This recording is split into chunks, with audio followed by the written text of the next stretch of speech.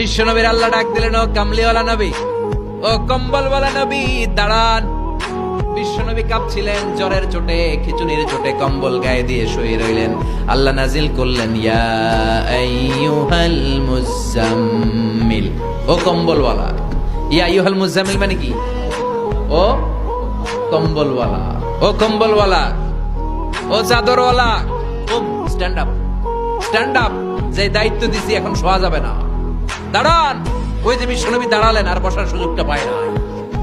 মরার আগ পর্যন্ত আর বসার সুযোগ পায় নাই, শ্বাস নেওয়ার সুযোগ পায় নাই, পিছনের দিকে তাকানোর সুযোগ পায় নাই। চিল্লায় বলেন ঠিক কিনা? অনেক শয়তানি হাত ছানি এসেছে, দফায় দফায় নবীর সাথে বৈঠক হয়েছে। বিশ্ব নবীকে মক্কার কাফিরেরা 3 দফা দিল।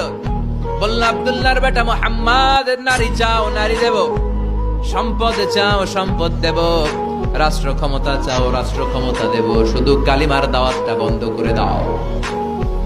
নাউজুবিল্লাহ পড়বেন না? বিশ্বনবী বললেন, তোমাদের 3 দফা, কাফিরদের কয় দফা? জোরে বলেন। বিশ্বনবী বললেন, আমার মাত্র 1 দফা। কয় দফা?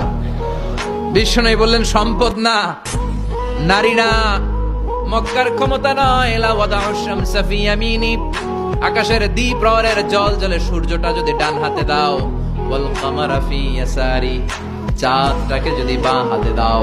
যেই কালিমার দাওয়াত দিতে ময়দানে আমি নেমেছি, গোটা বিশ্বের কেউ এই দাওয়াত থেকে আমাকে পিছু সরাতে পারবে না, কেউ পিছনে নিতে পারবে না। সম্পদ, নারী আর ক্ষমতার লোভ তো খুব তুচ্ছ বিষয়। ওই সূর্যটা যদি ডান হাতে দাও, চাঁদটা যদি বাঁ হাতে দাও, এই কালিমার দাওয়াত থেকে আমি পিছু হটবো না। চিল্লায় বলেন ঠিক কিনা?